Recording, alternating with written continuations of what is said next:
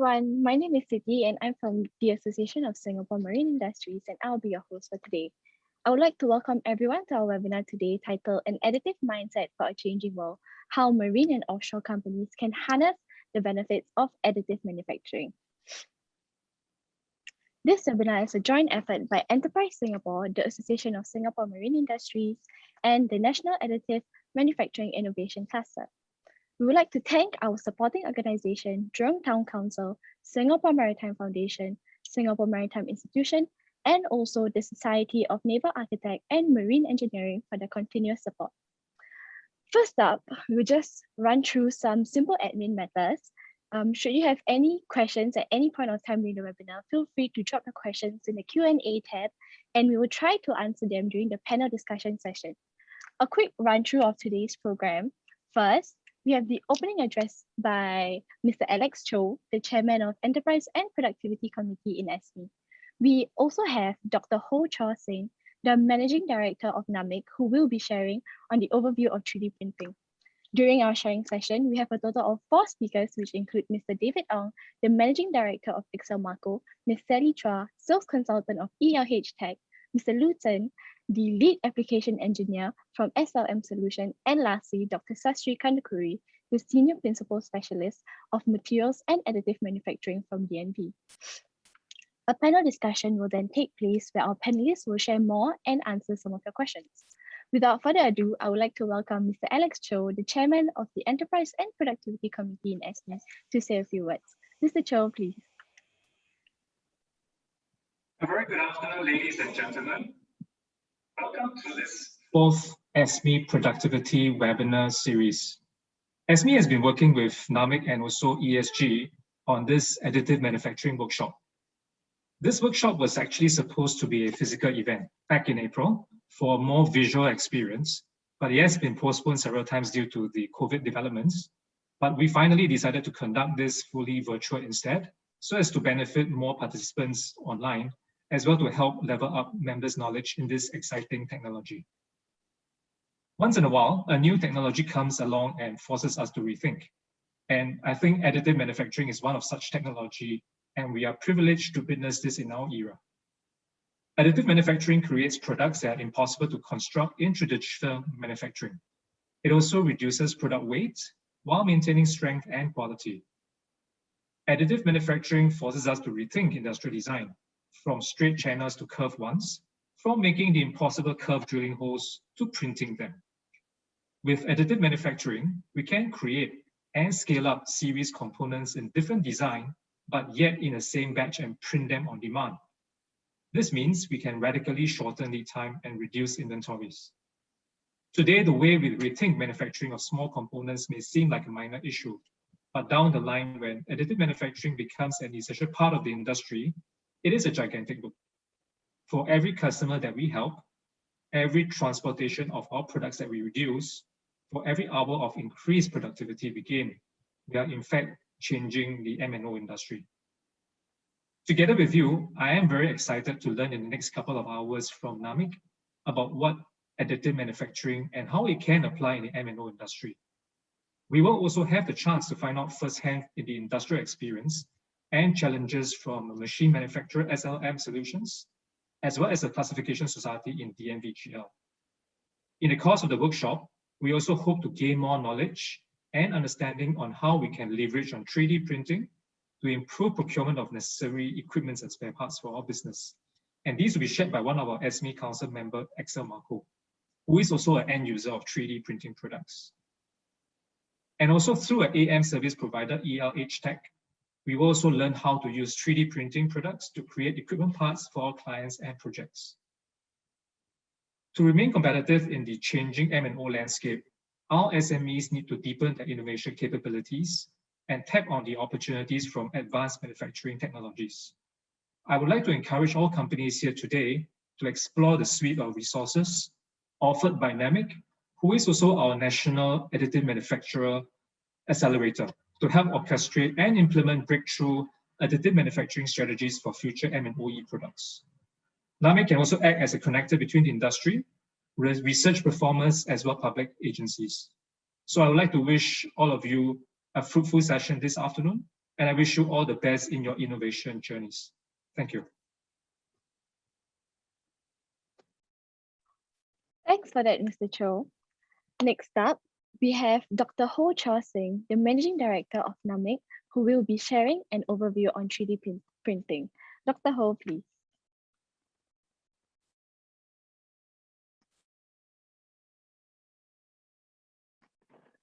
Hi, good afternoon, everyone. Thanks very much for that very kind introduction by Alex. And very honored here to be with partners from Enterprise Singapore, as well as ASME, as well as our distinguished private sector partners as well, whom we've met many, many times over the last few years as we were undergoing this strategy of adopting this technology for the M&O sector. Let me just get this into slide mode, and then I can start my presentation.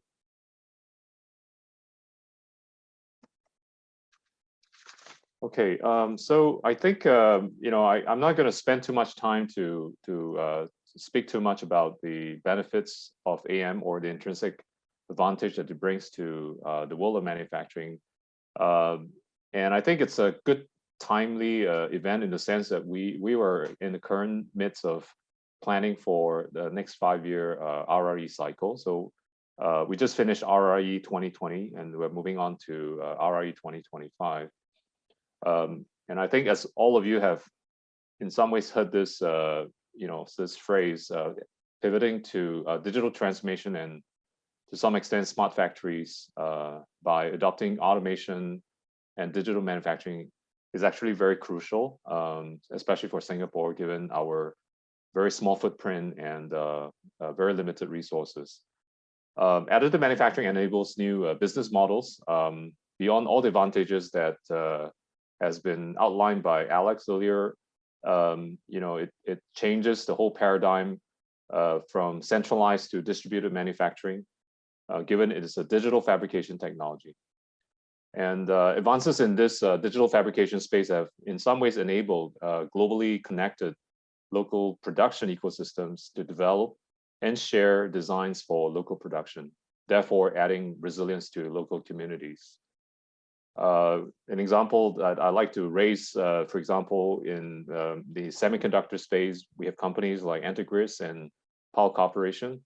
So these are players in they make these filters products for semiconductor device fabrication. They're increasingly moving more and more towards the virtual inventories with digital libraries of part designs to enable just-in-time manufacturing with additive manufacturing closer to the point of demand to reduce lead times for customers, thereby reducing costs as well as improving the bottom line.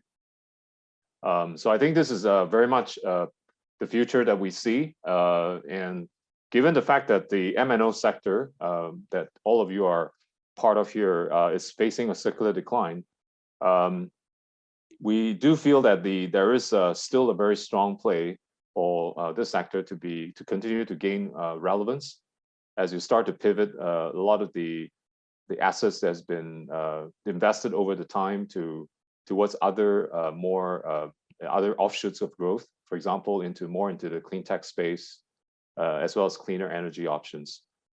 We have some of you have seen some of these examples. I'm just gonna flash through some of these, and I'll then talk through quickly about what Singapore has done. The impeller designs is one of the most popular examples from a lot of companies looking to try out this technology. And you can see that the benefits, and this is actual examples, there is a huge reduction in lead time, simply because you basically, you can optimize the design digitally, and then of course simulate the performance before you actually fabricate these through the AM process.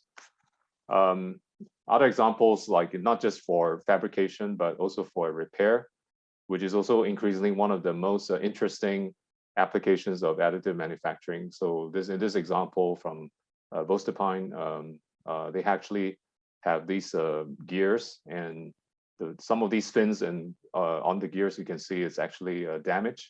You could actually mill it off, and using direct energy deposition process, you could potentially actually use to repair and rebuild back the fins with the good performance and reliability. Another impeller design using a similar, very different design, but you can see that the generally you can actually turn around much faster than most of the traditional casting process that's also not really done in this part of the world. Most of them are sourced from cheaper countries, and one of the big compelling value proposition is about the reduction in lead time from order to actual product delivery. So today in Singapore, we actually have, the Singapore government actually has invested significantly in the last 10 years or so. We have been, beyond the fact that the R&D space, there's also a lot of work to build the ecosystem. So just not to confuse you, but indeed, when we first started about 6 years ago, this picture looks a lot more modest. I think we had less than 30 companies across the board. Today, spanning from the OEMs to the material providers and even service providers and testing and certification companies, we now pretty much have most of the key partners and players in Singapore, and this is very important for us to be able to drive this technology towards industrialization. And specifically for the marine offshore space, this is something that since inception in 2016, we have started this work. Interestingly, actually focused on marine offshore and maritime initially, because what we saw is in Singapore, given our strategic geopolitical position, it made a lot of sense for us to invest and to find ways, in some ways, to mitigate the circular decline due to the fact that there is a lot of push for decarbonization to address climate change.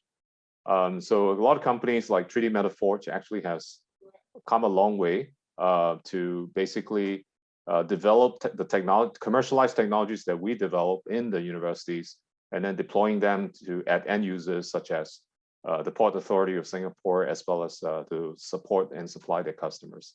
And we have increasingly more and more cell site companies like Vallourec, AML3D as well.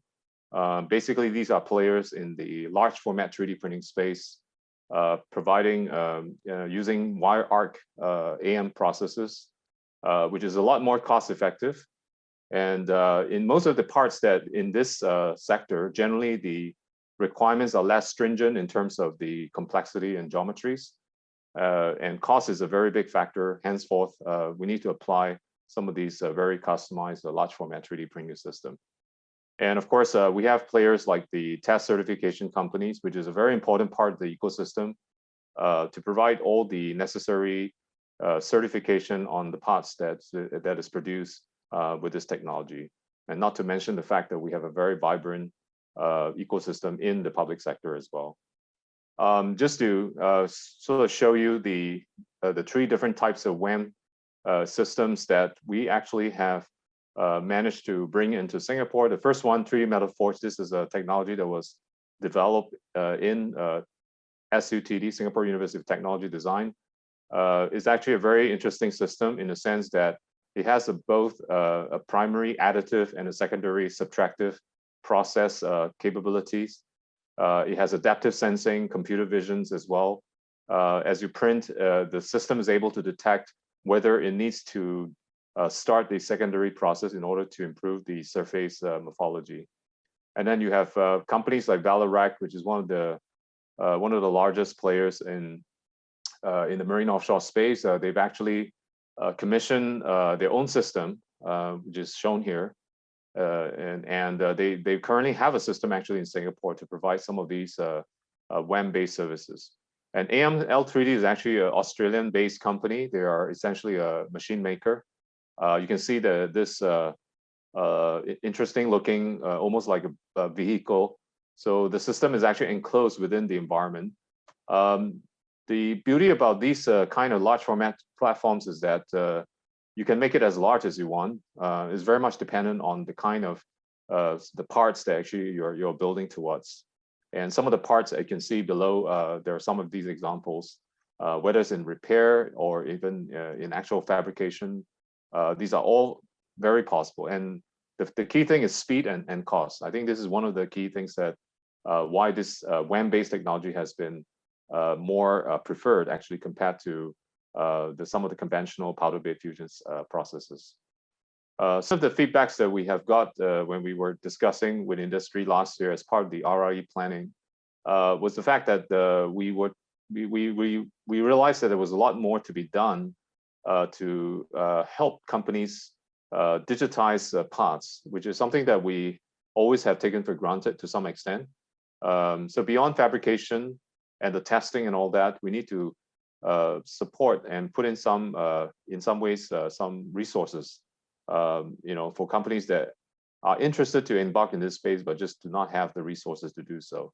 So this is the current call for grants that we have started, and this is funded by Enterprise Singapore and by us as well, where we will undertake pretty much the full end-to-end part identification and analysis to decide whether the part is suitable for AM, redesign the part if necessary, and then support you through the part fabrication, which is done by the service bureaus. So the whole scheme is actually, in some ways, is one of the one-off cases that we were able to, essentially is pretty much free to the participating company. The only, I think the only key thing to take note is that right now, because we just started this whole process, so there is a bit of hand holding in an initial stage where we need to work with you on basically scoping out the project details and making sure that the outcome you desire is clearly sort of identifiable and quantifiable. So that's the part that might take a bit more time, but if you're really keen on this, I would really urge you to reach out to ourselves, which is the names are all there.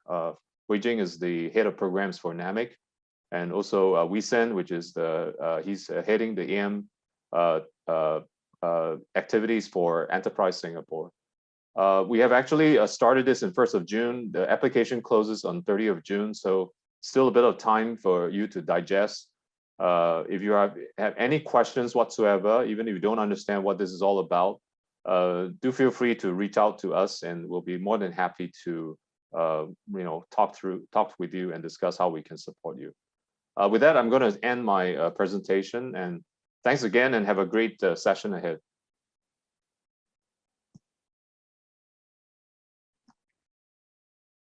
Thank you, Dr. Ho. Next up, we have Mr. David Ong, the Managing Director of Excel Marco, who will be sharing on his experience with additive manufacturing. Mr. Ong, please.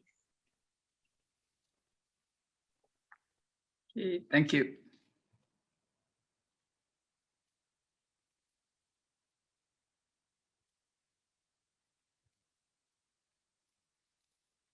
Good afternoon, everyone. I hope you can see my screen okay. Right. Yeah. So today I'm just going to share with you some of the lessons learned through our journey of adopting AM, 3D printing in short. We actually tried this out about 4 or 5 years ago. Before I begin, maybe briefly introduce a little bit about Excel Marco. We are in the marine and offshore space. More recently diversified into land-based projects as well. So the market that we cover, we supply control systems in general, and that includes to LNG plants, water treatment plants. Offshore side, we have supply to rigs and FPSOs. In general, the brain that helps to operate the facility or the ship or the vessel, that is the system that we supply. And in the course of it, we came across an opportunity to try and develop our own product, which is a tank gauging system, primarily used in the onboard the ships. So, ships has a lot of what they call ballast, which is really a tank that contains water to help stabilize the vessel, right? And so we then try to build a system. Okay, this is just a little bit more about ourselves, as mentioned. So this is the tank gauging system that I'm talking about. And the technique, if you see the diagram on the left here, the technique is really to purge air into a tank with a tube that goes down to the bottom. And then bubble will start to flow out of the tube here. And through this technique, it gets a sense of how much is the pressure. And from there, there's a relationship between the pressure reading to the water level. And so that's how we measure, that's why we call it a tank gauging, as in to gauge how deep is the liquid level in the tank. And the centerpiece of this equipment is this thing right here, which is a little regulator module. It's a mechanical manifold that lets air go into the tank. And this is the one that we were trying to build. Now, so a prototype will look something like that on this diagram here. The various pieces mounted together, and a 3D version would be something like that. You can see that the contrast. Now, when we built the prototype based on machine parts, there are many, many parts, and they got to be bolted together, screwed together. So it's a pretty messy, but this is the conventional way of building this. The other way, of course, is to use injection molding. The injection molded parts will be a lot simpler. However, it needs a lot of volume, and also the material. To select the right material it's really an art in itself, both a science and an art in itself, because there's a lot of trial and error as well. And so it can be very costly to do that. And for these reasons, we went the option of trying out the 3D model printing. Now, injection molding can be messy, as I said. Basically this is like the press, and you have to inject the resins in, operated by machines, and then you get the parts. I have a video showing this process, but I won't show it now because in the interest of time. And again, see, to let you have a look at the different view. So just now, these parts here, I mentioned that there's many moving pieces, and if you use 3D printing, then you can simplify it. Of course, there are other smaller pieces that has to be assembled together, but the reduction in the number of parts is dramatic. Now, through the journey of our R&D and exploring with 3D printing with NAMIC, of course, just now the advantages Dr. Ho has already mentioned to you. And from our perspective, yes, it indeed reduces parts. In terms of material, you don't waste material. Of course, the material for the 3D printing can be also costly, but again, I think overall, it depends on what product are you designing, right? That could be net gains. It can be cost effective for small batches. As I think if you notice in the slide of Dr. Ho's slides, it's high mix, low volume type. And for us, our volume is not very big. So if you go the way of even injection molding, assuming that it works well, which in our case doesn't work very well also, but assuming that it works well, you need high volume. If we don't have the high volume, then the cost just to set it up, build the mold, and the whatever fixtures, it could be very costly. Now, 3D printing can also print very complex shapes. And unfortunately, we can't go to this is not a physical meeting. If it is, I'm sure Namik will be able to show you the samples of things that they print, and some are really amazing structures that they can print, which is not possible to be done in the subtractive traditional way of manufacturing. And for prototyping, it's a very good tool because before you build by the hundreds or thousands, you just want to try out your design concept. And so 3D printing again would be ideal to prototype your design. And yeah, and then here's small customized volumes in our case, right? Now, what are the challenges? Every new technology or newer technology, right, comes with its challenges. So I just want to share also the learning experience. It's not like a smooth ride. We explore different material, and it might sound simple. Well, what's so difficult about material? But material is almost everything, because whether is it, can you work on it further to enhance the surface finishing? Is it stable under different temperature, under different pressure, and so on, right? So material is one thing that is very, very important. And the tolerance, I'm referring to the mechanical tolerance in terms of the dimensions. So if you bring it into a certain dimension, what is the tolerance level? And some mechanical devices can be high tolerance required, which means high accuracy. I mean, high accuracy, but the tolerance is actually very low. In other words, you cannot have too much variations, right? So this is also another factor that is very important. You might, what I showed you earlier, you might just see it as like a box, right? A small little capsule or box. But because the bubble is flowing through it and it has to be very well regulated, a minor deviation can have a big impact on its accuracy. Right? Yeah, so the surface finishing is the other thing that I mentioned. So it's not like print and use. Sometimes, most times, in fact, you have print, after printing, you got to still perform some machining to treat the surface, right?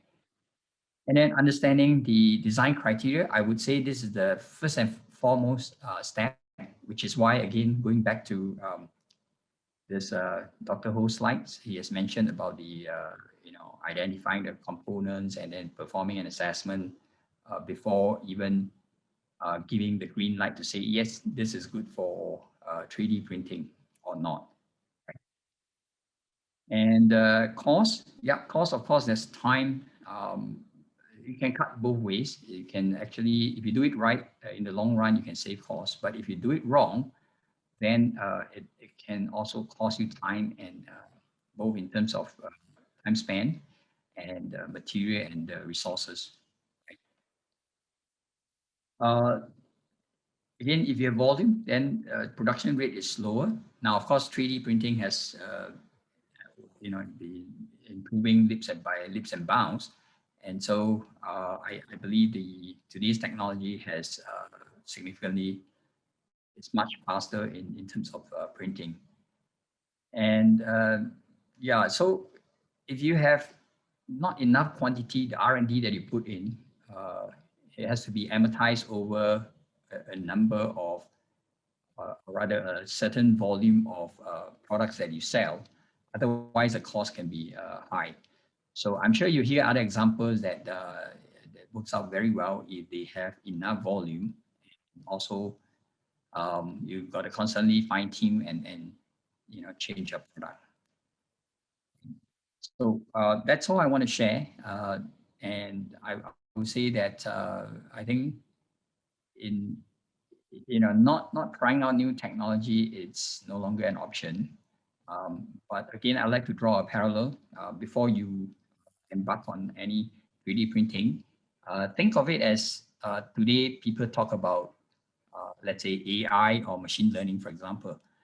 And a lot of people will say, well, it's the in thing, right? Anything that's got an AI in it seems to sell very well, at least the stock, if it's related to the stock market, right? But not everything can be analyzed or the machine learning can be applied to it and yield very good results. A lot of so-called AI didn't really work. Anyway, back to 3D printing, you got to know what whether is it a suitable candidate for your product to adopt this. And if it is, you can actually take full advantage of it, and the results will be, the rewards will be very handsome versus not adopting it, and then we will be left behind, right? So that's all I want to share with everyone, and thank you very much for giving me the time to share. I don't know whether there'll be any questions. Answer Q&A. Yeah, I think someone actually has a question for you, and he raised up his hand. But maybe Ken, you can drop the question into the question and answer box. Then later on during the question and answer segment, Mr. Ong can answer the question for you. Okay, Ken. So we'll move on to the next speaker. So next up, we have Ms. Sally Chua, the sales consultant of ELH Tech, who will be sharing more about the additive manufacturing services that M&O companies can leverage on. Ms. Chua, please. Hi, everyone. Just let me get my presentation deck and share across first. Okay.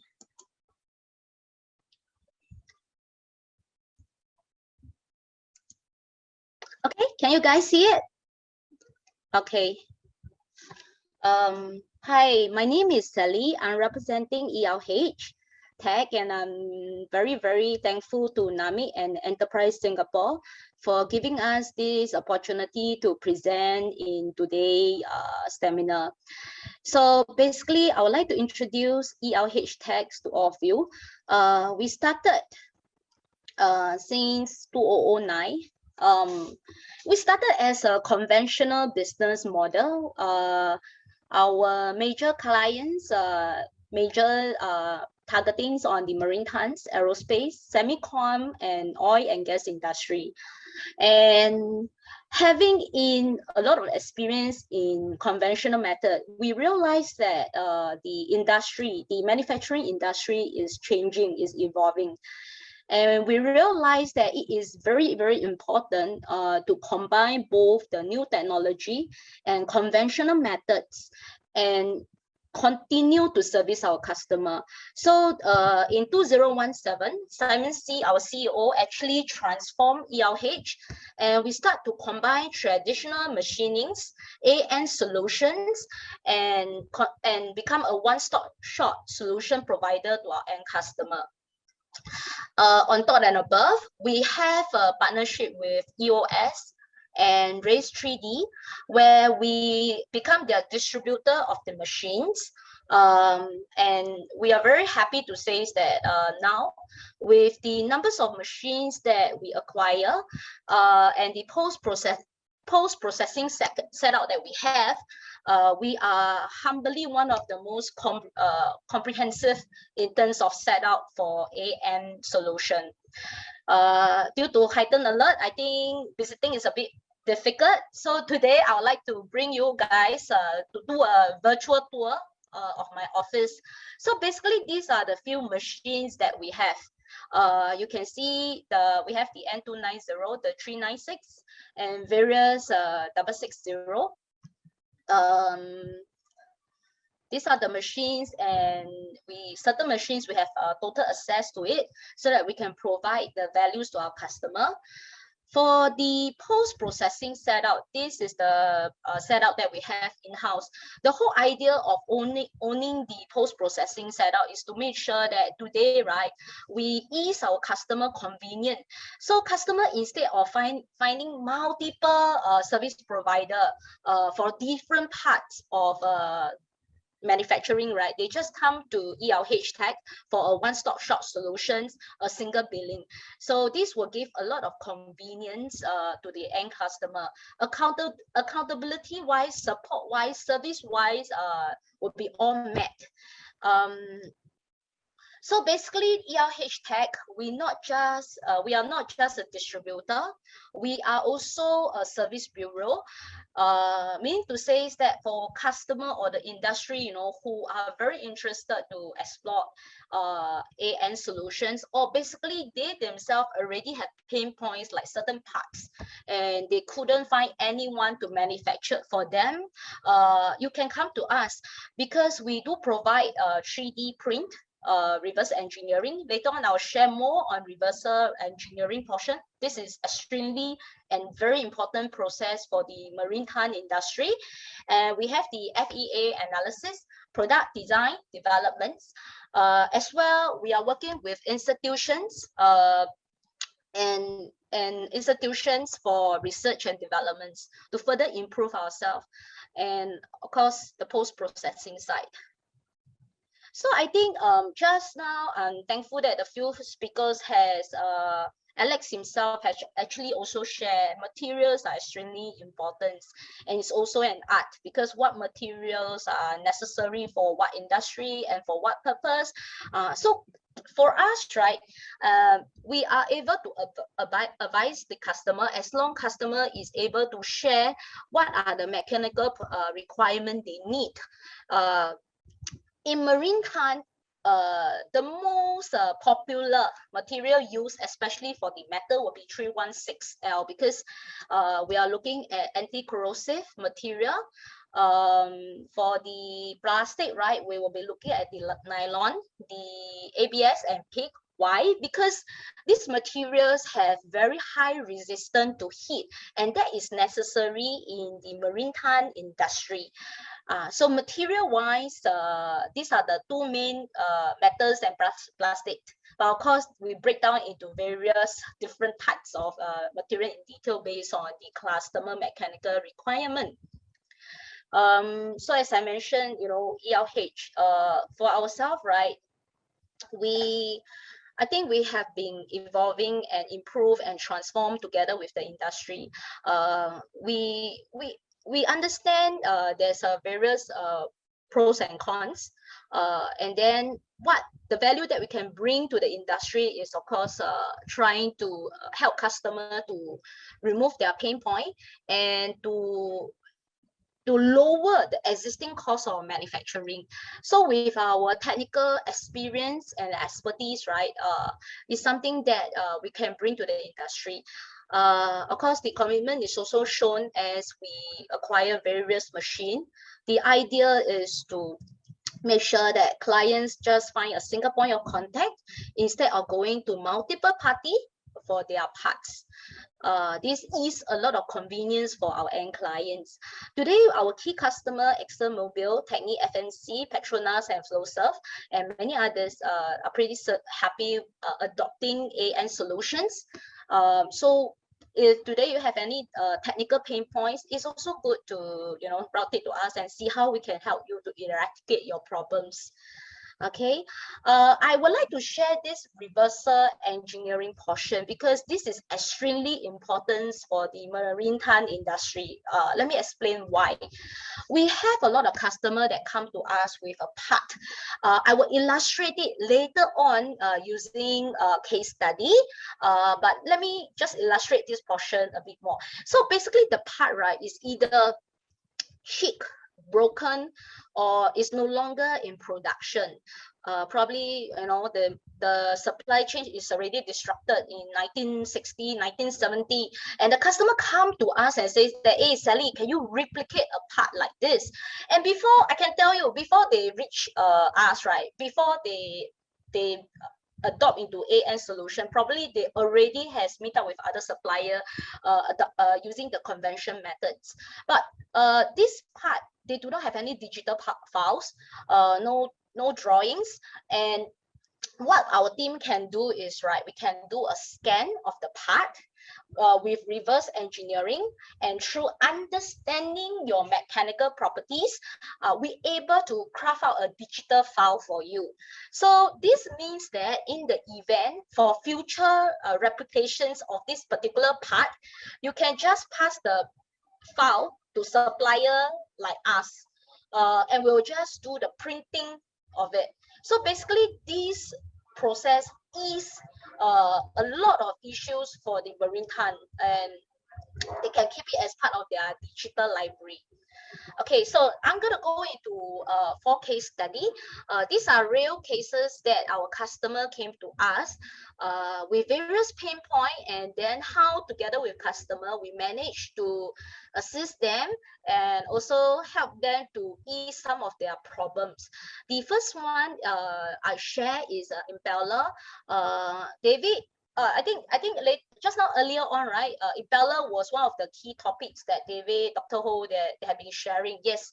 So impeller customer come to me. The part, they only have one part. Okay. Luckily it's not cheap. So basically the customer would like to replicate this part. So what we did was because customer has no file, no 2D drawing, no 3D file. So what we did was we used reversal engineering and 3D scan. We created a file and inspection reports to the customer. Of course, before that, we try to understand their mechanical properties and like the tolerance level, how much do they need, and whether does it need to be waterproof, etc. So what we have done is that after creating this digital file, right, we do a 3D print. And then we further do post-processing to deliver the requirements from the customer. So you can see on your right-hand side, there's the polished version. So basically, so this polished version is part of the requirement that customer wanted. So what we are saying is that it's a combination of 3D print and a bit of post-processing using the conventional method to achieve customer requirement. Now, the customer pain point, as I mentioned earlier on, customer probably, you know, has been going to multiple convention supplier and say, hey, can you help me to print this part? But the conventional method will require a customer to actually commit hundreds and thousands of product quantity before they are willing to even print for the customer. And this, of course, will blow out the cost of printing the parts. So when customer come to ELH Tech, right, wanting just to print only 5 parts, we are able to do so. The next most important thing is that the lead time. You look at the lead time, right, is definitely shortened.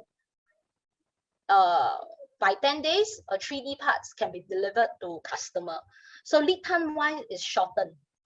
So these already meet our customer requirements, and they are very happy with the outcome.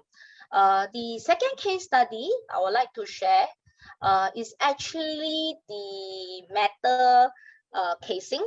Okay, so now this metal casing, right? You know, customer require a certain surface roughness needed. The material we use is 316L because it's marine tar, is used in the sea, you know, and the material have to be stainless steel, so you have to be anti-corrosive. So 316L were able to achieve that. Similarly, the conventional method, I think just now a few speakers have shared, will require to have a metal block and then manually craft out the material so that it look like the one that you see in the picture. It's very time consuming. There's a lot of material loss. It's going to drag the entire lead time, and in marine tons industry, right, basically ton is like money, so they could not wait. So today, right, with the digital file, right, we are able to do a 3D print for the customer. So this is one example of a case study that, you know, if you have this kind of concern, it's something that you can explore. Instead of using conventional method, use AN solutions to help you to achieve that. Okay.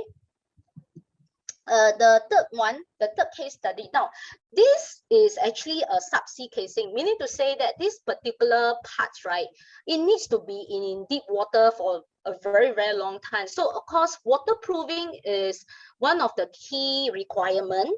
And this casing is used to house electronic devices. So basically, the key criteria is waterproof.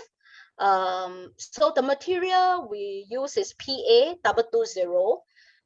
Similarly, the customer face problems like, I cannot wait, I need it urgently, and this part they are no longer in productions, and they have found various supplier. Conventional method don't support because they require a big quantity from the customer. So for this, right, the customer does not have any 2D or 3D drawing. So ERH tag, what we have done is that first we do a 3D scan, we do the reverse engineering and give customer this digital file, so that, and of course later on we did the 3D print, right? And because it needed to be waterproof, so we did post-processing ourselves, and we give a layer of waterproofing coating so that it's waterproof. Now, the ultimate outcome from this customer is this. Regardless, today the customer is in Singapore, or today the ships left Singapore port and they are already in Australia. With the digital file, right, and in the event that subsea casing is broken and they need to replace it urgently, right, they just have to pass the digital file to another 3D supplier in overseas, where they can immediately replicate the part within 10 days. So this is the ease of convenience, and it shortens the lead time. And most importantly, customer avoid the logistic and inventory troubles that they drag, because they're shipping company and they are not a logistic or inventory company. They don't want to keep track of all the spare parts and all the broken parts, right? So this will ease, give a lot of convenience for the maritime industry. Finally, we will go into the spare parts. I think spare part is something that, again, is small, and looking at the complexity, the part itself is complex, and using conventional method, for casting, will definitely lead to very, very long lead time. Customer is not willing to wait. They can't wait for it. So again, once we have the digital file, the ad hoc printing, on-demand printing will actually ease customer problems. So the material we use here is 316L, and then we minimize the wastage of material use, 3D printed, and help customer to reduce their costs and shorten their lead time. So this is the last case study that I would like to share. Yeah. So basically, these are we have a bit of a few nice 3D print that we have done for our customer here, and these are just the few of the many. So again, it would be great. It's actually quite amazing, how actually 3D print can deliver certain complexity that you see right now, right? So again, if you are very keen to understand more on the AN solution, give us a call. We will welcome you to our premises and take a look at all the different parts that we can provide. If you have technical questions, you can let us know. We'll be glad to share. And basically, this is the end of my presentation. Okay, thank you. Thank you so much for that, Ms. Chua. Again, participants, if you have any questions for our speakers, you can just drop them over in the question and answer box, and then they will answer it through the section there. Okay, so next, we have Mr. Luton, the lead application engineer of SLM Solutions, who will be sharing about the types of additive manufacturing equipment that are relevant for the M&O sector. Mr. Liu, please. Hello, everyone. Please let me share my slides. Yeah, is my slide on? Yep. Okay. Yeah. So hello everyone. So this is Lu Zheng from SM Solutions. So today I'm honored to receive the invitation and to give the sharing on the roadmap to successful AM adoption. So first of all, please allow me to quickly introduce myself. So my name is Lu Zheng, currently the lead application engineer for SM Solutions. So since 7 years ago, I actually started my journey in AM, and 4 years ago, I actually start to focus in metal AM, and also that's the time I on board SM Solutions. So I think for myself, I'm also both ASTM and ToolSuite qualified for my knowledge and skill set towards AM. So for today, to give a quick overview, I will just give a very brief introduction of who we are, who is SM Solutions. Then my first key point will be, so the fundamental, how metal 3D printing works and how it can contribute to oil and gas and energy industry. So my key part for today will be what's the key considerations for successful AM adoption. And in the end, I will actually be sharing some successful local cases in Singapore. So a quick overview. So for SM Solutions, we are a global company headquartered in Germany, and we actually have a global presence all across the world, including Canada, China, France, the rest of Europe, and of course Singapore and the USA. So for myself, I'm actually from SM Singapore's team. So for us, we are actually the machine maker. So since 2011, it's around 10 years ago, we actually keep starting to promote new machines into the market to boost the potential and the capability of metal AM. So in the recent time, last year, we actually released our latest metal AM printers, such as the one you show on the right, equipped with 12 lasers. But for today, I won't go into details of the whole metal 3D printers, but just to give you an overview, who we are and what's our strengths and capabilities. So to give a quick overview, how metal printing can work and its supply chain. So basically, actually, as the few speakers shared previously, the whole AM process is actually including the pre-process, such as designing or reverse engineering. And at the moment you are ready with the CAD model, you will move on to the actual 3D printing, which is the actual manufacturing. So as you can see in the middle, the picture showing below is actually how our SM, for example, SM machine, 4 lasers can working together to print like multiple parts. Like as you can see from the picture, it's actually more than 100 parts are printing at the same time. It's like kind of a serial production of the parts.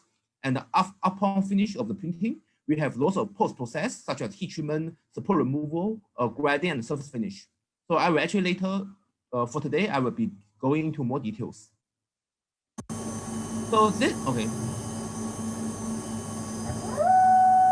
Yeah, so this one, in the video on the right, you are actually seeing 3D metal printing working in live, where the laser will selectively melt onto the powder bed, melting the metal particles to form the near net shape of the final part.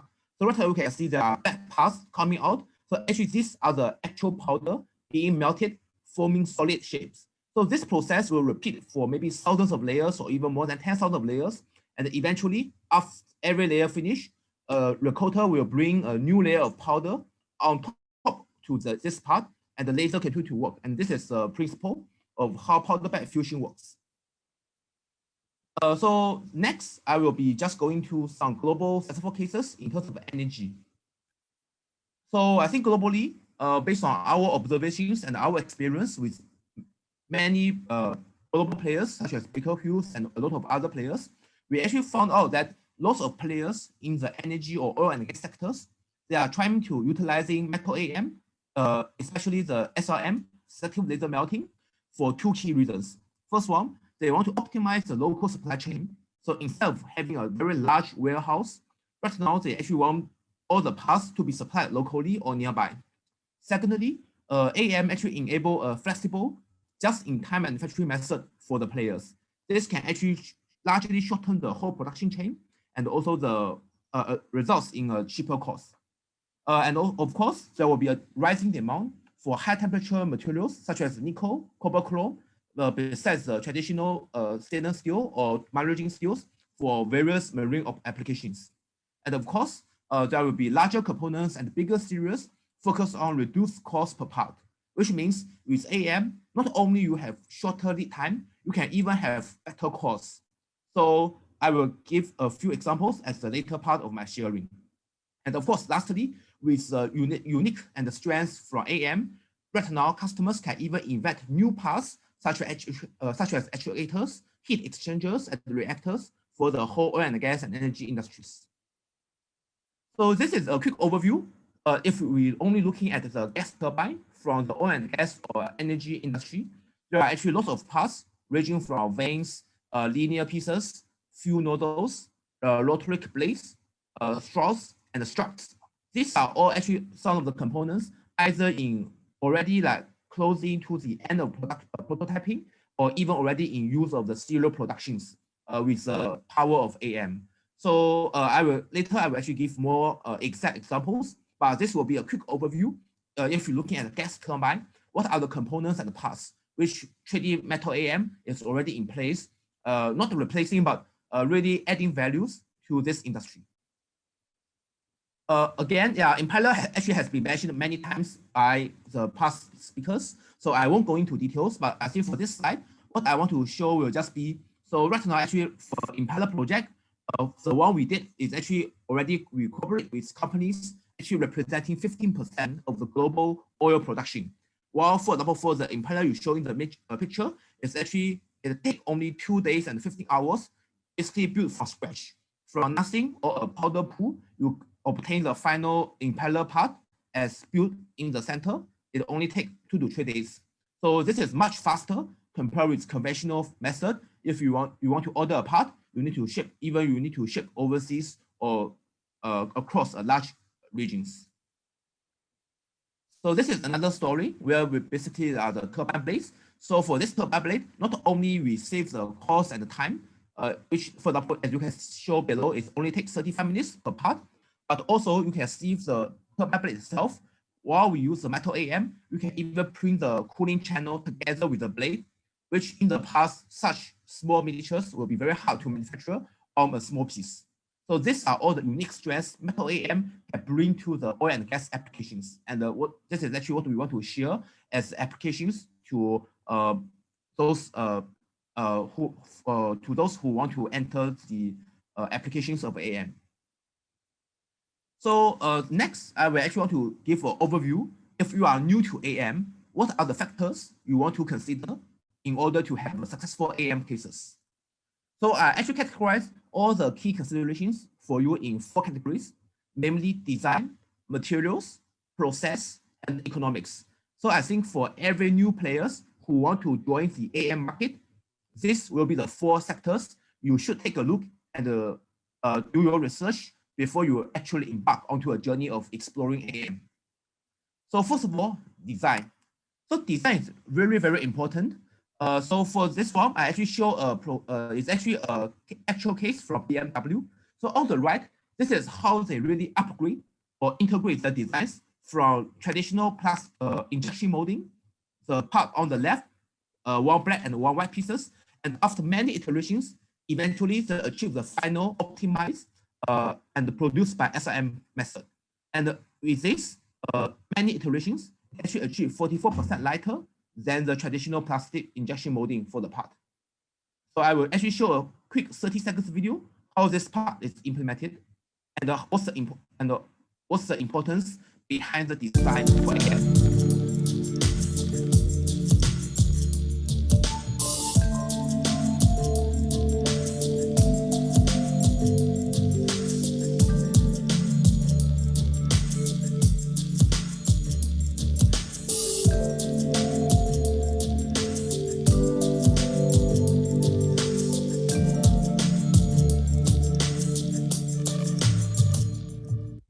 So for this video and this case, my key point is I want to actually sharing the importance of design in the applications. So if you are an end customer and you want to also optimize the design for oil and gas applications, these are the few questions you can ask yourself. So does your design already maximize the product performance through the shapes, sizes, or structures and the material compositions? And also, does your design already consider the limitations and the capabilities of AM, especially like metal AM or even plastic AM? And lastly, does your design take advantages of the unique capabilities of AM? So that's why our advice for every customers who are new to AM will be, design for AM is necessary. Sometimes you cannot just take an existing design and you say, I want to 3D print this. So with the existing design, we have to do some work to improve or enhance its readiness for AM. And this is some gap we observe, and that's why we want to share for today. So the next will be materials. So I think previously, many speakers already mentioned a few materials, but I will say before you choose a material, it's very important for you to know what's required for your actual applications. So from our experience, we mainly have 6 categories, ranging from surface quality, strength, accuracy of the part, the stress of the material, the density of your final part, and eventually the hardness of your product. So I would say before you choose the material, this can be the key considerations. What's the final properties of your final part you want, and this can be planned accordingly. So basically, our advice for customers who are new in AM, we will really recommend materials is super important, and there is a norm saying that garbage in, garbage out is actually really applied for metal AM, because if you didn't get a good powder or you did not select a suitable powder for your actual applications, you may not get a good final product eventually. So that's why, I mean, from our end, we actually have a wide series of certified materials, ranging from, like, for example, the steel and maybe nickel alloys are more relevant for marine and oil and gas industries. So we actually recommend all those players who are new in oil and gas industry to really do more homework and discuss with experts in advance to select the best suitable materials. So the next step will be process. So as I mentioned earlier, the whole AM supply chain is actually very long. It's not only 3D printing, there are also pre-process and post-process involved. So that's pretty important for a customer to really choose the most suitable process in able to fabricate the part. So I will say right now, in terms of the AM, there will always be 2 key factors. One will be the scalability, and the second will be repeatability. This will be the 2 factors results in your final part qualities. And the questions you can always ask yourself if you want to try or explore AM, how you can achieve the maximum productivity and ensure the consistent optimal quality of every single part, every single time across different machines or even multiple sites across the world, if in the long run you want to really push these applications globally. So basically from our end, we actually recommend customers to really select the machine accordingly, ranging from small machines for prototyping to medium-sized machine for small serial production, or even to the bigger machine for mass productions in the long run. And I just want to show a key difference. So both for ourselves, we focus on the high productivity of the part, and with multiple lasers implementing into the machine, you can actually see the build rate of a material can increase significantly with more lasers and with higher power involved and introduced into the machine. And this is the strength of metal AM can bring to your applications, where maybe at the start, you use a smaller machine for prototyping and the proof of concept. But the moment you went down to the real business case, you can actually invest in bigger machines for faster turn out and also higher productivity. And of course, on the other side, repeatability is also very important. So while you want to try AM, you need to ensure that even within the same build or across different build, you can always see that the quality of the machine can remain consistent. This will be very important because if you really move on, you go to quality control or quality assurance will be very important for you. So my last factor will be economics. So I think here I will just to give a very quick overview.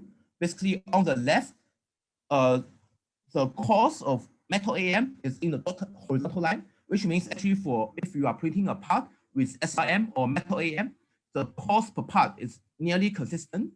But if conventionally you are, for example, you want to cast or forge your part, the more you do, the cheaper it is. That's why if you are producing small amount of a product, metal AM can actually help you to get lower costs. While on the right, if you are the x-axis is actually the capacity of your part, while the y-axis still remains as the cost, which means if your part is more complicated and very complex, your cost of conventional manufacturing will actually go up significantly. but metal AM still remains the same. So that's why, in terms of the cost or economics, our advice will be, if you want to start something in AM, you can try to start with part which has low volume, high complexity. This can give you more justification in terms of the cost when you are planning the project. So this is actually also another case study, which means it's a comparison, which means where you are printing part, right? Instead of printing one single part, for example, right now we are using an Inconel blade as an example. If you only print one blade, it's close to 200 euro. But if you are printing a full plate, for about 43 blades together, the cost go down to 74 euro.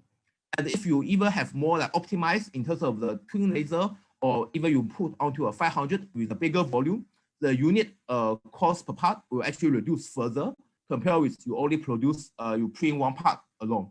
So this is actually a comparison to show you the idea of in AM, you can actually, so actually the low volume, small series production may favor. So lastly, I will say for the roadmap, for economics, I think for every company, we recommend the moment you find a low volume, high complexity part, you can always start your first business first and achieve the snowball effect to attract more attentions and to learn more hands-on experience with the actual project. Yeah, so to recap, I will say our sharing on this sector will be, these are the 4 key considerations we want to really share with all the audience. And the SM Solutions, we are definitely ready to give advice or consultations to all the customers who are new to new in AM with our own machines in-house to provide support and chit chat with all of you, how we can really promote and push AM in the applications of oil and gas. So I think lastly, I will just quickly go through 3 actual real-life examples, what is happening in Southeast Asia for the marine and oil gas applications. So under the marine sector, we actually ourselves, SM, we actually work with NUS. So we actually help them to develop a new design of the battery hull for underwater robot. So basically on the top right, you can see this is actually a brand new battery house design, saving 50% of the weight and 47% of the volume compared with the traditional battery house done by CNC, and implemented on the NUS their own design underwater robot, and it also passed the water test in pool conditions for underwater missions. So the next step is they are also trying to developing similar robots for ocean applications. And this is how AM can customize the design to save volume and the weight for your actual applications. So the next, this is from Emerson, where they actually are also using our SM machines for fabricating valves and trims for the valving industry. So this is actually an anti-cavitation trim, fully 3D printed with metal, and it's actually very big in size. So this is actually how we want to use this to show that how 3D printing is actually the changing the production model. So besides you use CNC machining or traditional workshop, right now it's fully replaced by a series of metal 3D printing production chain in getting the final applications for oil and gas industries. And of course, lastly, for SM, we also have strategic partnership with ShipPass, another company who are very active in pushing the applications of such as impellers or other marine parts locally. So basically, we actually had a collaboration project with ShipPass to really push the limit of SM machines or metal AM in terms of the oil and gas applications. So on the right, you actually can see some of the impellers printed, which also pass all the mechanical properties and the functional tests conducted by the OEM. So I would say these are the capabilities of the current metal AM, where materials is also 216L stainless steel produced on SM280 twin laser system.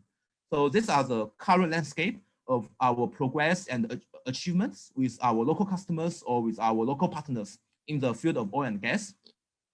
So until here, I many really thank for all of you for your attentions, and feel free to contact us if you have any questions regarding the landscape of the oil and gas energy, and also if you have any inquiries regarding how you can try metal AM for your business or applications. And yeah, many thanks, and I see I will answer your questions in the last Q&A sector. Yeah, thank you very much. Thank you for that, Mr. Lu. Again, like he said, if you guys have any question, you guys can drop it down over in the Q&A box, and then he can answer it there directly. Okay, so now let's move on to the last speaker for today, Dr. Sastry Kandukuri, the Senior Principal Specialist of Materials and Additive Manufacturing from DNV. Dr. Sastry, you have the floor. Thank you. Just let me share my screen. Okay, thank you everybody for attending this session and the organizers for making very good arrangements. So again, I'm going to talk about AM certification today. And as this is a mindset issue, as you know, certification, many people think this is, is it really essential for the quality? Are we adding any value, etc.? So I'm going to talk about that. But before going to that, DNV is probably many of you, but to those of you who don't know, DNV is a Norwegian-based independent assurance and risk management company in more than 100 countries, more than 120 years in Singapore, basically in ship and offshore, energy, management systems, software, etc. So again, we are an assurance provider, not a production company. So about me, been working in DNV for last 14 years at our head office. I was in Singapore until June 30th of this year, but I started in 2018. I came there to set up our global technology center of excellence. But I have more than 20 years experience in oil and gas, maritime, etc. I'm basically a material specialist having certification experience. I authored more than 25 standards for DNV. And also I was in several ASTM, ISO, and military standards committees, etc. So I believe, yeah, I have some experience and authority to talk about certification and actually to try to influence and change the mindset. So what are the topics I'm going to cover? Rather than the topics, I put it as questions. A lot of people ask me, what is really a certificate? Is it for the part, or is it for production facility, etc.? So what are the benefits? We are going to discuss about this. And is this certification mandatory? Otherwise, they want to, avoid that, but let us come to that. And is it only for critical parts or for every part? And how much cost it would add? All these questions we will discuss. And is it a certification is a one-time process or a continuous process? We will also see. And also a little bit about work scope, even though I'm not going to go very deep into work scope today. So again, I'm bringing a survey from UK. This was conducted in almost 2017 or 18, and where there was identified three top hindering challenges, for AM adoption are related to standardization, certification, quality, and also quality of the, printed components. So this I understood last year. NAMIC also conducted similar survey, and again certification was on the top. So this is this is where DNV is trying to bring clarity and help customers to think certification is a friendly issue than something that is a detrimental or cost adding element. Okay, so what is a material certificate? Why it is important? Material certification, at the minimum, it is called a mill test report. It is a quality assurance document that brings some kind of an history of the part, that document what kind of tests have been done. So why? Because the end users would like to know whether they can trust this part or not. So the number of technical parameters, technical tests you would do will determine whether this can be used in a particular place or not. Just not, for example, take 316. It is good for seawater, but if you have not conducted the right test, you cannot just merely trust the material, because believe that 316 can corrode heavily if it is not properly made or heat treated. So same way, so certification brings that, yes, the proper manufacturing and heat treatment, etc. was done. So it is very, very important to have, especially in the compliance regime, where a failure of a component can give a big catastrophe and could lead to millions or billions of dollars at stake. Okay, so material certificate, so you can call it as a ID proof. So for every part, so ideally for every part you need to have a material certificate, but you can reuse a material certificate for number of parts if they are coming from the same batch. So it indicates the provenance and its quality, and can offer insight into what this material was up to, and how this is how a material certificate looks, and it lists the material's origin, and are there all the elements there are any contaminations, any extra elements, processing routes. It gives basically confidence, and also a lot of information for traceability, etc. Okay, let us go to the certification scope. Is this certification mandatory for all the ports in marine and offshore sector? No, only some of the designated parts required. Not every part requires. Even those parts that require the certification, there will be various levels of certification. So not all go to stringent certification. Some can be very easy to get certification, but where some other needs a lot of tests to be conducted. Okay, is certification relevant? Again, yes, but it is also relevant to non-critical parts, because you need traceability, you need some kind of a trust. So I'll come back to this point. Is certification one-time process or a continuous process?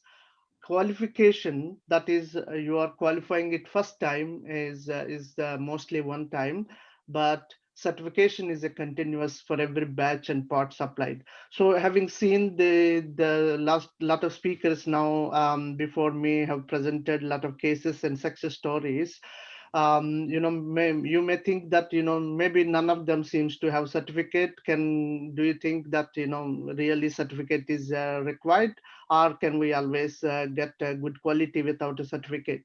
Yeah, you could get a good quality, but remember, certification is very helpful when when the serial production happens, where a little attention is at every step. So lot of mistakes happen, lot of companies taken shortcuts, and actually we know that for just for $10,000, $1 million company, $1 billion company bankrupt, just because they have taken shortcut. And it is very important that certification brings always a daily routine of a discipline to the shop floor, that because of certification you will keep the quality high. So it always keeps your company at high attention, and keep your reputation. Okay, so that is one-sided. Now we see that what are the types of certificates. Depending on the influence, I put different animals here. For example, consumable kind of a parts that you use one time, two times, or just use and throw items, you have should you have a certificate? Generally not required. But do you need something? Yeah, you may need some kind of a test report. But if you have to go for a non-critical part or a generic parts, they are a failure of such part is not actually cascading, and not making a lot of losses. So you could go for a voluntary certificate, because traceability is very important. And if you go for a OEM part, or that otherwise a critical part, certificate will help you to prove the risk, and also it also protect you from liability, because you could show that I have done everything I'm supposed to do. So even in the serious failures, you would be protected if you have a certificate. So in the class or regulatory, you have no choice, that you cannot say I cannot have a certificate. As you know, that pressure equipment directives are in maritime class, etc. You need to always have a certificate, and of course there it will help you also from the liabilities and damages, but it also bring you a lot of business. That I come back to that. So what type of certificates they are generally used? A test report is enough for a consumable type of part. A generic parts, a material test report 3.1 we call. For critical parts, you could go for a third party endorsed 3.2, and whereas in regulatory class, you could go for a third party 3.2 or a class certificate. Okay. So is this certificate is one regime or multiple regimes? Yes. So let us then distinguish between qualification and certification. So qualification is only once to establish reliability on the fixed parameters, like your facility is always fixed, your people are fixed sets, your raw materials are having a stability, your process, your machines. Once you are all stabilizing them, you get a certificate of qualification. So using that, you are producing parts every time. So every time you produce a product, part, or a material, so you will have a certification scope. So the scope in qualification is a lot. That would include also what you would do during certification, but certification is mainly targeting are given to one part or a batch of parts. So certification is generally very less expensive, whereas qualification is expensive in the beginning because you do a lot of tests, but once for all, you settle many things. Okay, so yeah. So the main question, any benefits of certification are only burden? People could think, okay, if I'm not, if I could avoid the certificate, I would avoid, because I have to write a lot of documentation. I have to invite a lot of people for audit. Yeah, so additional costs involving third parties and all those things. But for benefits, you have n number of benefits: traceability, fit for purpose, security, peace of mind, to avoid contractual conflicts and so many issues. So you can see that a lot of benefits compared to burden. You can write some more in burden also, but if you read all this extensive list, so hidden costs we pay due to lack of trust is never comparable to the simple costs you pay for certification. So so you may not need to read the whole slide, but I wanted to tell you that certification is different for different parts. For a low, critical, medium, and high, depends on who specify the requirements, who comply, and who certify that one. Okay, so for this, DNV has brought several standards and guidelines, etc., to explain and also support our customers that to understand what is required, just enough requirements, and all these most of these documents are available for free for you to download. Just to tell you, for qualification, certificate of qualification, we say that you could go for a qualification of a manufacturer, part families, supply chain providers, digital products, qualification of personnel, etc. Whereas for the production components, we have a certificate. Okay, so yeah, so if you have not seen certificates, they look like this. The one-time facility qualification is looks like this, and this is valid for 5 years for that facility. And whereas a process can be, indefinitely can be used unless there is something changed. But a part certificate follows, is for that particular part or for a batch of parts, and it follows its life cycle. So this part certificate is kept at the the end user. So we have defined a certification pathway to people that how to get a component certification, how to involve design, where to involve design, and where to involve manufacturing, etc. But it is too short now to explain everything. That so I'll bring two case studies. One is a very simple one, and one is the more complex one. So to 3 years ago, we did one of the first certificates in the world for maritime, where 3.2 inspection certificates of a bevel gear was given to Semcart Marine, printed by 3D Metal Forge. So this was this was a gear set. Actually, you can see that both DED and SLM powder bed were used for producing this gear set. And yeah, so if I need to tell you what are the challenges, there was no material specification, because you cannot exactly use RAT material specification for accepting the values, no NDT standards. And originally this was another material, they have to go for a maraging steel. Also, no past data to trust test samples. You cannot cut tensile sample anywhere where there is critical. Yeah.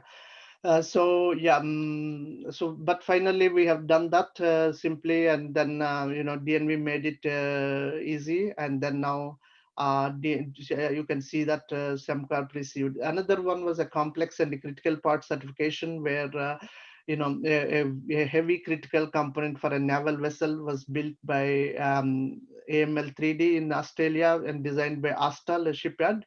And it was a lot of design criteria was put, and a lot of pain in convincing the stakeholders, but it was finally done. You can see press releases, etc. something. So DNV is trying to simplify and give peace of mind to people by giving offering all the certifications of qualifications or certification of parts in all areas from end to end yeah. So again, the main thing of what I want to convey you is, as a 3D printing company, you want to reach the lucrative maritime and oil and gas business. That is $1 billion of business. You have to go through a number of things, and this is what trade practices and regulatory framework. It is not possible for you. So, so that is why DNV is bringing that complexity out and helping you to reach. So by simplification. So how to achieve cost-effective certification? Do good documentation, start very early, involve third party from the planning stage. You will see that, if you don't, if you do all these steps as standalone, you will think and you will spend a lot of money. But with our support, you can completely align these activities, and you can actually do it much faster. So almost my last slide here. I'm trying to tell you that certificate is a document of compliance. It is an ID proof for safety and reliability, and you can have a certificate for an asset until a part. So there could be design qualifications, there could be facility qualifications and material certification, etc. And extent is dependent on the quality or criticality of the standard requirements. Thank you so much. Yeah, hope I could convey some of the important aspects. Thank you. Thank you, Dr. Sastry. Next, we have the final session, a panel discussion moderated by Mr. Wilson Ang, the Executive Director of SME. We also have Mr. Woo Yong Lin, the Managing Director of Forefront AM, Mr. Jitin Matthew, the Regional Additive Manufacturing Engineering Lead of Valoric Asia Pacific Corp, and Dr. Sastry Kandakuri. Mr. Ang, you have the floor. Right, thank you so much again, Siti. So just want to acknowledge my team. Siti is our intern, so I give thankful, very good hosting for today. All that.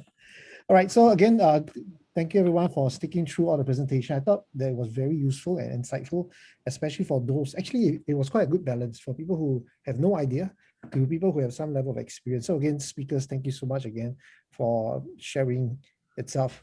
So I'm just trying to run through itself. At this point, any question? But I don't see too much. I say most of the questions has been answered. So maybe let me just do a very generic question. I just want to ask across all the speakers. Just want to check, have all the speakers turn on your screen, your video? So that we identify you. Okay, great. I can see all of you. So maybe just a very quick one, just to warm up the session from the respective panelists today. Maybe can you share with guys from your point of view? I know you guys shared different elements of it, but in a more totality, what is the biggest benefit do you think marine and offshore companies will enjoy if they go fully into additive manufacturing?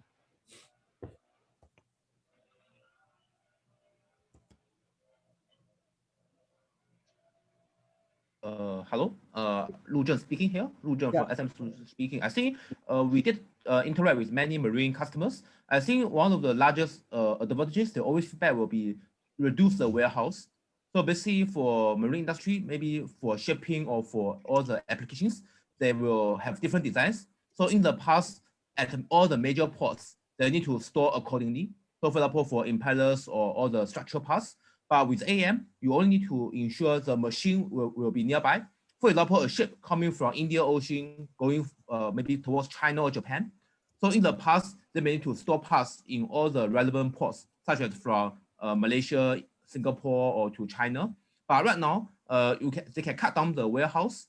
They only need to ensure nearby the port, there will be an AM facility.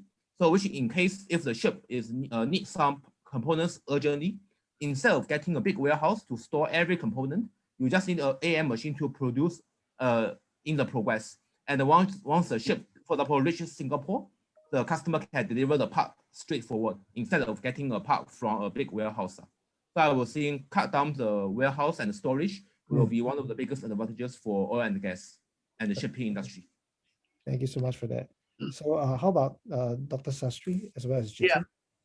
Yeah, so in addition to what Mr. Lu said, I bring another dimension actually. So that is very specific to maritime, where as you all know, any shutdown or breakdown of any equipment could actually stop. For example, a crane could stop your production or loading, and you are stuck up somewhere. You're probably putting $1 million a day are in few days at stake.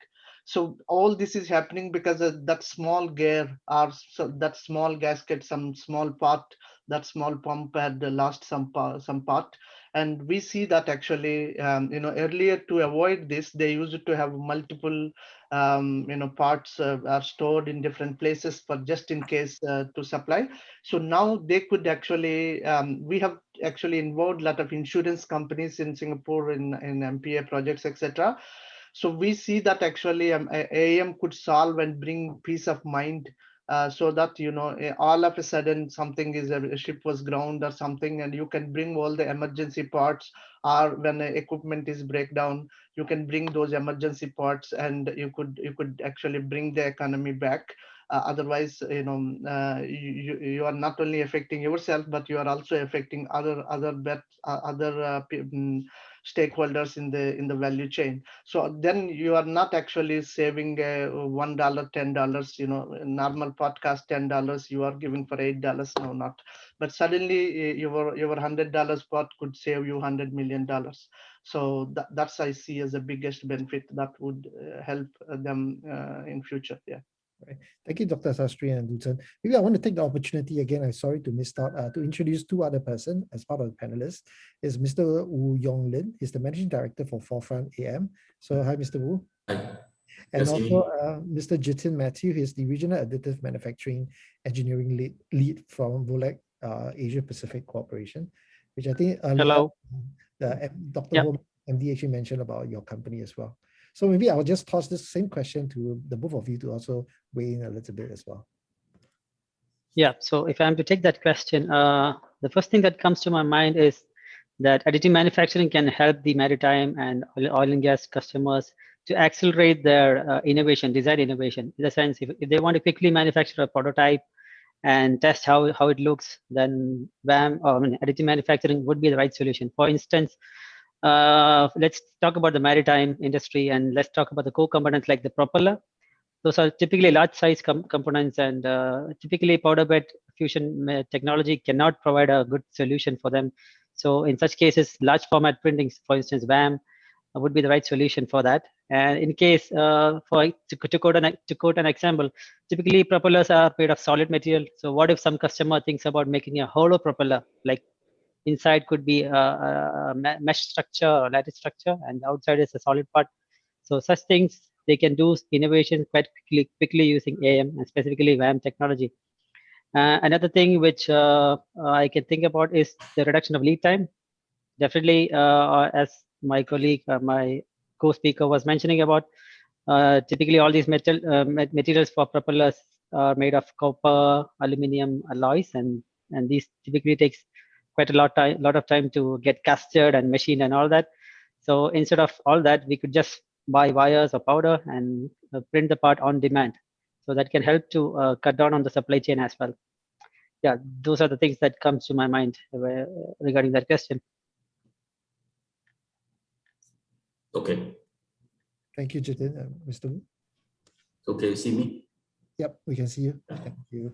Yeah, I think from my point of view, the various technologies are very, very important and already shared quite well in the sense that there will be the wire AM technology as well as the selective laser melting technology. All this can produce, first of all, the quality that meets the maritime industry's requirement. Secondly, able to produce these complex parts much faster. I think in most cases easily cut by 50%. The most important thing is also in the mind of the product owner, the ship owners, is the reduce of inventory.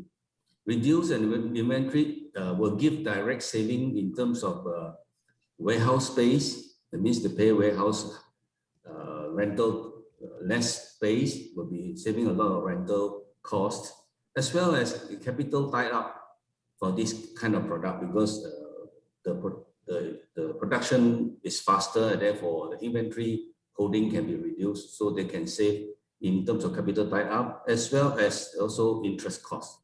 So this AM technology has a lot of benefits which will benefit those new customer who's able to break through to use this technology for their products. Cool. Thank you so much again. Can you hear me? Yes. Okay, so Yes. I was worried my speaker halfway got cut off, the internet connection not so strong. All right, so thanks so much. I think I really appreciate that. I've got this question that kind of came up as just now the panelists have heard the other speakers as well, including Dr. Sastry. You heard that there's a lot of talk about the material itself. So I wanted to find out, let's talk about liability issue. So when people use additive manufacturing, even though there was certification by Dr. Sastry and you expressed quite a list of things to address, but when things hits the fence, for example, the liability, does it fall with the class society? Does it fall with the printer? Does it fall with the demand driver? Or does it fall with the one that actually does the manufacturing? What happens to that? Yeah. So even though I'm not a legal expert on this, but I share general opinion and my experience with even traditional manufacturing parts, etc. So yeah, so if you have a proper certificate, then you have done what you are supposed to do professionally. So the number of court cases and liability issues, etc. We do a lot of failure analysis. So from these issues, we have seen that insurance companies is the key to trust. The process of the documentation you support, saying that I have done everything. Whoever you are saying, who are in the supply chain, a manufacturer or whoever. Because the failure analysis point out the root cause, and if root cause actually is a new thing, that was never addressed in a specification, etc. So nobody is to blame. This is simply covered by the insurance or whatever they absorb the cost. But suppose if they find that tensile strength or a yield strength should be 350, but you just used something 200 251 and it has caused a failure similar with impact toughness, etc. But you have tried to hide that,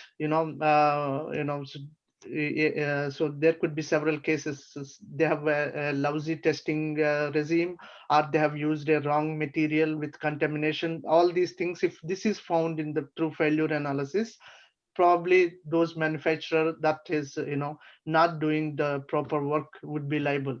So we have seen that, because that is why there are established charters, our operating procedures, etc. These are agreed and approved. As long as you follow them and show that I have done everything I could do, so the industry would cover and nobody to blame. Exactly, this is what we have seen. They say it is a normal failure and a learning. But if it causes an accident just because, and it is found through, nobody can blame you just because you have supplied it to me. So they have to prove you have done something wrong. So that's until that you are safe. But certificate gives you a best proof that you have done everything. But DNV also could do something wrong if we don't do the business, but that's what we are not involved in any kind of a production activity to keep ourselves always on high alert. So never DNV did any mistake on any cases. So whereas in production there are always chances to take shortcuts. So that's why it is very important that you get that certificate in the right way. And of course, if somebody cheat DNV, of course, this will be caught at a later stage. DNV may not find it during certification. So these are all tricks there. Yeah. Yeah, thank you so much, Dr. Sastry. Maybe I'll just also throw it out to Mr. Wu as well as Jitin, as if anything to add on to that. In my opinion, this is Mr. Wu. My opinion is the ship owner will be the ultimate, will hold the ultimate responsibility in terms of warranty and liability. Of course, they have to buy insurance to cover whatever they want to be insured of. And then the supply chain, the suppliers, the various suppliers to the ship owner will have different liability or different warranty, which they would have to agree upfront. For example, a contract manufacturer or 3D printing companies may have to establish for upfront that the quality will have to be according to specification, dimension according to specification. And if the warranty period can be within 3 months after delivery or 6 months after delivery, so they can arrange a separate contract to cover the contract manufacturer responsible for certain warranty liabilities. But the ultimate liability in terms of if there's any fatal accident and so on, I think from the traditional practice is always rests on the owners, Okay. OEM owners. Thank you so much. Appreciate it. How about Jitin? You want to weigh in or? Yeah, sure. I can answer it from a slightly different perspective because Valorec is mostly into oil and gas and offshore industry. Yes. So typically in oil and gas industry, the design is controlled by API standards, American Petroleum Institutes. So for instance, say API 6A or 5CT provides us a design guidelines. So conventionally, when you are buying a raw from outside and machining it to the product that you want, as long as you can show evidence to prove that you have designed the part for the API requirements and have met the minimum requirements, then you are covered. You have done your basic job, right? If a failure happens, then a root cause analysis has to follow that, and you have to find the root cause and all that. But then you are covered by the API because that's an industry-wide accepted standard. On that point, when it comes to additive manufacturing, API doesn't really recognize it as an accepted method. So there is a little bit of gap there, and API is working on it. A new standard, which is API 20S, is on its way. So Valorec was in its review committee, so it should be out sometime this year. So that should be able to bridge that gap. Other than that, for the time being, we are guided by the DNVGL STB 203 standards. So that also provides some guidelines on how to qualify a process, how to qualify a part and production, how to qualify a production build and all that. So it's always safer to stick to one of those guidelines, and so that you're covered. You have already covered the minimum requirements. Yeah, that's my take on it. Oh, thank you so much. Again, I'm just going to take a few seconds here. So participants who heard the speakers that presented earlier, if you have any questions, you can, if you want to direct to the past speaker, you can put a Q&A. I think the speakers will actually share. So the panelists, you can also have other set of questions that you'd like to ask the panelists based on the presentation earlier as well. So I thought I just want to highlight, because I see some of the questions were being asked, and I do see the earlier some of the other speakers have already also responded as well. So yeah, that's pretty much it. So back to our panelist group. So I just want to pull out a question that was being raised. I think Jitin has mentioned, but in case people may have missed it, I think there was a question by someone anonymous mentioned that how far has additive manufacturing advanced in terms of producing high strength metal items, and what are the special requirements to produce such metal items, and is it governed by AM machines? So I thought that since you answered, maybe Jitin can just start the ball rolling on that question. Well, that was a quite open-ended question, so I don't know what he meant by high strength. Right. So for Valorec and using VAM, so we have successfully printed parts and tested them up to 140 KSI yield strength. And these are typically pressure containing parts that we print. So we have subjected them to pressure testing, and we have passed up to 29,000 psi of pressure. So I can confidently say when it comes to, for instance, carbon steel or low alloy steels, we can achieve high strengths of up to 140 ksi. Now, if you are talking about strengths beyond that, like for machine tools and all that, there are always options to nitrate them to provide surface hardenings and such properties. Or even better, if you want, if customers are interested in developing new materials, we have our suppliers who are indeed our partners as well. So it's always a pleasure to work with them and identify new materials, because material is one of the restrictions or constraints that we have in the development of AM, especially when it comes to VAM. Traditionally, we are falling back on the welding wire availability, and any sort of new material outside of that portfolio, it's quite challenging to find that and develop it. So if there are specific needs, then yes, that's something that can be discussed. Okay, thank you. How about Mr. Wu? Okay. Regarding high strength metal as well as the quality of the print, it all depends on the few factors. For example, one of them is the technology of 3D printing used. Different 3D printing technology produce different density requirement, and density is linked to the strength of material. Secondly is the types of material you choose. For high strength, maybe maraging steel, very high strength.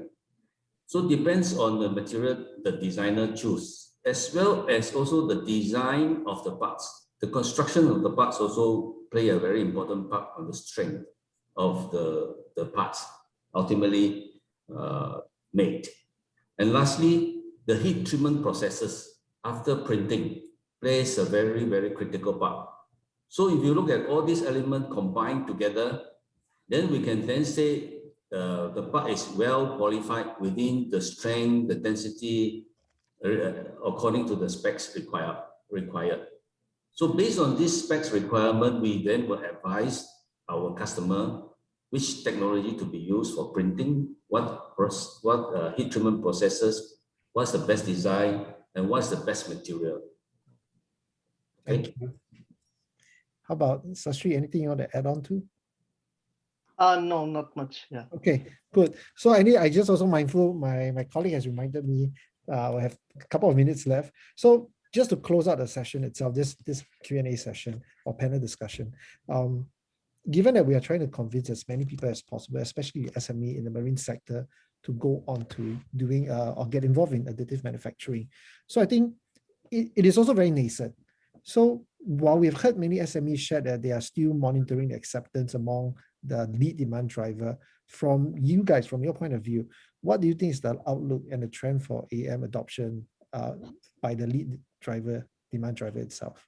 So maybe just a few words just to do as a concluding session from each of you, your take on it. Because since you guys have been in the industry for a while and been working on AM.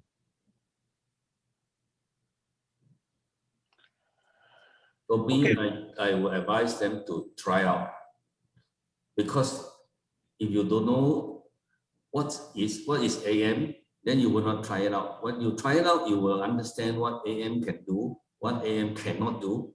AM is not everything, but at least you're familiar with the technology. Then from there, you can be more creative in how to use this AM technology in your manufacturing processes. Okay. So yeah, if I may go second, yeah, actually, Dr. Shastri touched on that point, the mindset. That's the key thing here, because I've had customer inquiries coming in very ambitiously, throwing me parts and asking me how much time does it take to print it, how much will be the cost. Typically, lead time is not a problem. We are often able to match up with or even better the conventional lead times. But when it comes to the cost, they often compare the cost of VAM produced part with the conventionally produced part, and they figure out, oh, this is quite high. We cannot go with it. We cannot justify it. But the key thing is we have room for optimizing the design when it comes to AM. That's where the real value lies. Conventionally, a part may be 300 kilo, and if we are to optimize it, we can reduce it maybe by 60%, 67%. It depends on the design. So they should have that mindset to try out that optimization phase. At the moment, what I've seen is that most of the customers in Singapore just want to try it out and see, explore and see how it goes. If the price is okay, yeah, then they will go for it. And of course, the discussion starts, can we share the price and things like that. But I think it depends on the mindset of the people. And they need to understand that, understand where AM can really add value. First thing is optimization, and second thing is what do you call, a reduction of parts. Maybe they can reduce an assembly and rather assembly of 5 parts and rather print just one single part. So yeah, things like that. So I think the crowd needs to be educated a little bit more on where AM can add value, and that should bring up the change. So maybe before Dr. Sastry come in, so I think both Yong Lin as well as Jitin, I think you addressed the question of how do we try to overcome the mindset? How do we try to change? So maybe for Dr. Sastry, I know I'm throwing it in a spanner now. What is your take on the outlook for the demand driver for this marine and offshore sector? Since as a standards company, you have access to the trend as a whole. Yeah, so as you identified, we are working with more than 100 companies that are now adopting AM. Could be even 150. So the mindset we see is that, you know, I would say this is some kind of a second generation stage we are now. So my expectation and our outlook is that you know, now they are day by day realizing, and AM has come to a stage of non-return. So we see that a lot of value is going to be unlocked soon. So my advice to SMEs is that, you know, you are going to see a big surge in demand very soon. That you don't need to do much, but only what you could do is just be prepared and you know, embrace and be prepared to supply good quality and trustable things.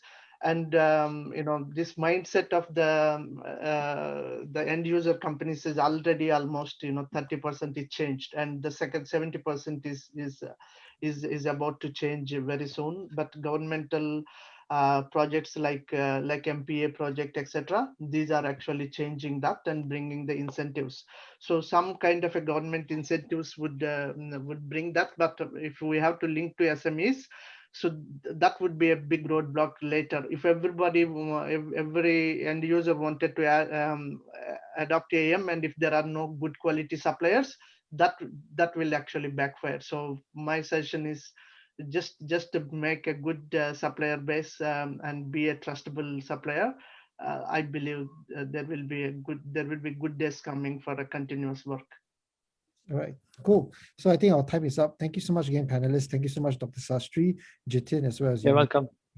All right, so with that, I actually will hand back to our host for today, Siti. Siti, you have the floor, and thank you again, everyone. Okay, Ken, thank you so much, Mr. Ang, Mr. Wu, Mr. Jitin, and Dr. Sastry. We have come to the end of our webinar today, and once again, I would like to thank our supporting partners, Jurong Town Council, Singapore Maritime Foundation, Singapore Maritime Institution, and also the Society of Naval Architect and Marine Engineering for their continuous support. Also, we would like to thank all our speakers for the insightful sharing, and we hope that all our participants today have gained a better understanding about the additive manufacturing. Before you leave, we would like for everyone to scan the QR code shown on the screen or the link in the chat box for a quick post-event survey. So you guys can just take out your phones and scan the QR code, or I think one of my colleagues will drop the survey link in the chat box, and you guys can access. Yep, okay, can. So you can just click the link over in the chat box to access the survey. So with that, that's all we have for you today. Stay safe and have a great day ahead. Thank you.